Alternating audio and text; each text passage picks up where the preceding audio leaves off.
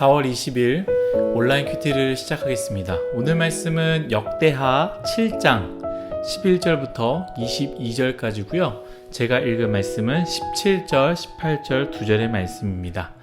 내가 만일 내 앞에서 행하기를 내 아버지 다윗이 행한 것 같이 하여 내가 내게 명령한 모든 것을 행하여 내 율례와 법규를 지키면 내가 내 나라 왕위를 견고하게 하되 전에 내가 내 아버지 다윗과 언약하기를 이스라엘을 다스릴 자가 내게서 끊어지지 아니하리라 한 대로 하리라.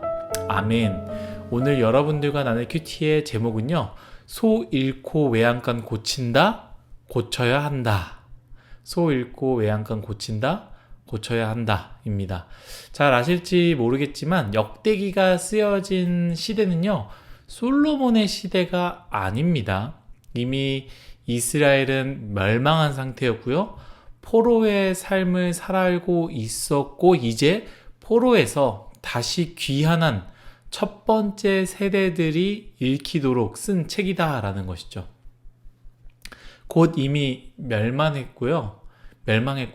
포로의 고된 삶을 살다가 다시 이스라엘로 돌아온 백성들을 위해서 쓴 책이라고 생각할 때 사실 그들이 오늘 이 부분을 읽으면서 무슨 생각을 했을까요?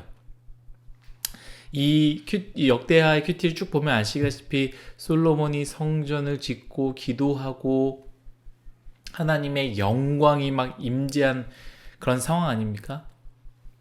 이스라엘의 찬란한 역사, 하나님의 선택하심, 성전 건축과 축복, 그리고 하나님의 영광을 생각할 수 있겠지만, 하지만 조금만 더 생각해보면 이스라엘 백성들은 그것을 생각하기보다는 하나님의 약속과 경고의 말씀을 들었지만 우리 선조들은, 그리고 우리는 불순종함으로 우린 이렇게 되었지라고 생각하지 않았겠습니까?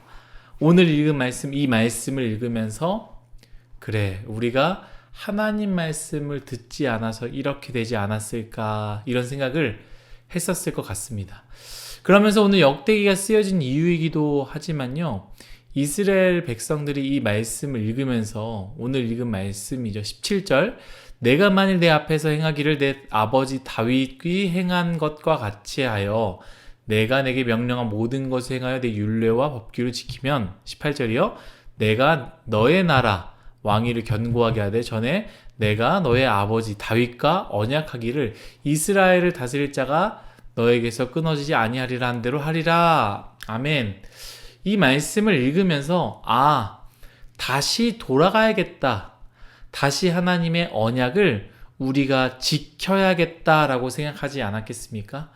하나님께서 우리의 인생들을 인도하여 주실 것인데 이 과거 이스라엘의 그 영광을 우리 때에도 다시 시작해야겠다라는 생각을 했었을 거다라고 우린 축축할 수 있다는 것이죠. 오늘 우리가 읽은 본문이 참 의미가 있는 것이 이스라엘 백성은 자신의 선조들의 이야기로 받아들이지 않았습니다.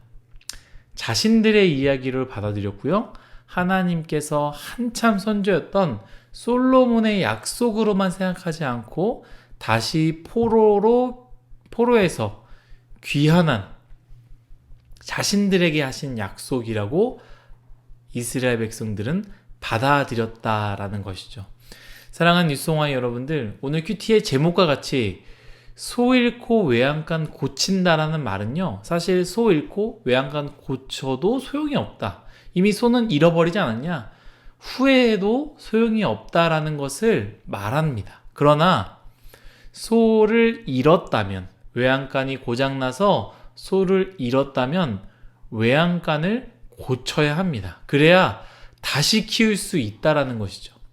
고치지 않으면, 이미 늦었다고 내버려 둔다면 아마 영원히 소를 키우지 못할 것입니다.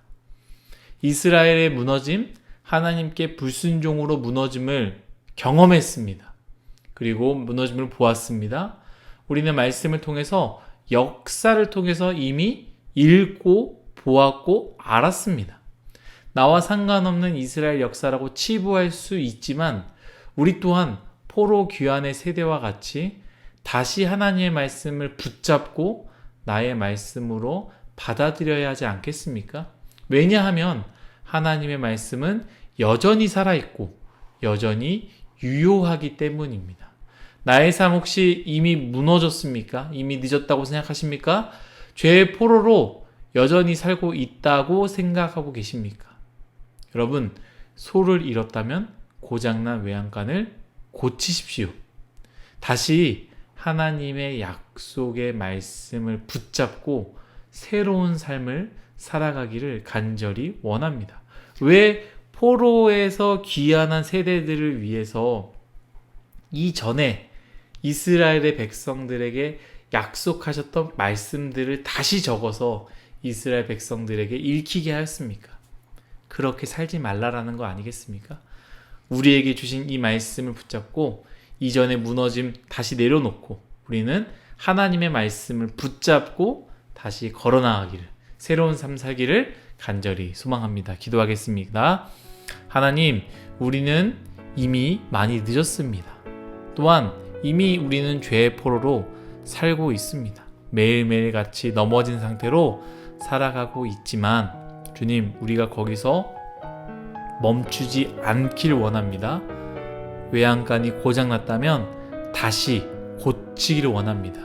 우리의 마음을 고치고 우리의 발걸음을 돌이키고 우리의 손길과 눈길을 하나님께서 원하시는 곳으로 돌려놓기 간절히 소망합니다. 우리의 삶, 하나님께서 약속하신 그 말씀을 다시 붙잡고 새로운 삶 살기를 원하오며 예수님의 이름으로 기도드렸습니다. 아멘.